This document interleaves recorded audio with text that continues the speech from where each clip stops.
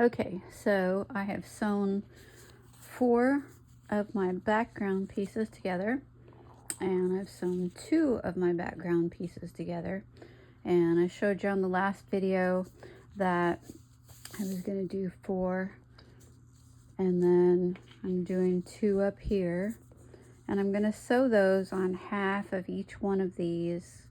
I've got 13 of this particular green kind, and I've got different leaf colors that, you know, have different patterns on them. I've got 7 different ones.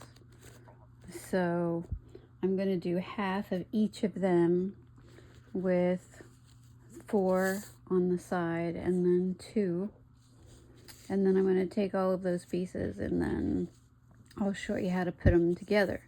But for now, I'm going to do a whip stitch, and I'm going to do it exactly like you did the last time whenever I showed you how to put these together. However, this is a long strip, and I just wanted to show you how to do that.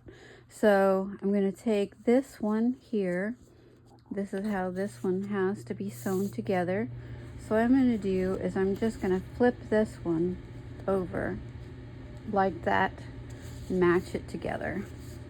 I'm going to put it together like this, and then I'm going to pick it up and I'm going to whip stitch this together. And I've got black thread. I've been using black thread for sewing these together. So I'm just going to sew that together, and I'm going to show you how to do that really quick here. And then I'll show you how to turn it.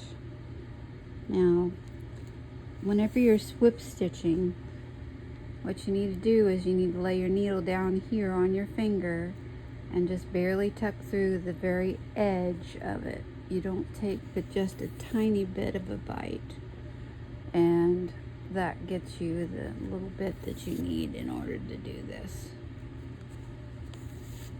And it doesn't bite through on the other side as much, so where you can't see the stitch. But I'm showing you how to do this right now and show you how to turn the corner with these so that you can sew your patterns together, all of the pieces together. And I did need to show you that I've done a whole bunch of background pieces and put them in a plastic bag so that I've got them all handy for being able to put the back together. So whenever you get to the corner, again, like I did on the last video, I'm going to show you how you hold your needle there, take the end that's attached to your material and wrap it around twice, and then pull it through. Now you've got this piece that looks kind of weird, but all you have to do is pull this up and match this side together. Get this together. This one's going to bend like that. Then you take this piece and you match it up to that bottom piece to get it straight. You fold this over a little bit so that you can get to it so you can sew. And then you start whip stitching again. And you keep doing that until you get the whole 4-piece black strip or whatever section that you're sewing together. You keep doing that until you get that piece completely sewn on to your main design piece. The background pieces do play a huge part in making the design pieces pop, so you have to choose a color that's going to make them pop. That's why I made the choice to do it in black. So I'm going to get to the corner again. I'll show you that one more corner, and then I'm going to go ahead and close the video because you'll just be turning those back and forth each time and matching them up.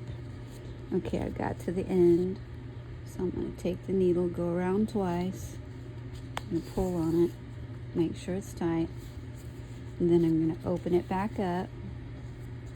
These two pieces need to match together, so I'm going to put them together, which makes that bend. Then I'm going to match them up so that they're even with the piece that is underneath it, and that the edge is straight. You got that part like this folded, and I've got this piece up here because that's the most comfortable, and then you just keep sewing. So I will come back when I get to the end of this, and what I'm going to do is also attach the second piece here and basically show you how to do that. Whenever I get to the end of this fourth piece, this strip of 4, I'll come back and do another video on how to attach those two pieces, this piece here.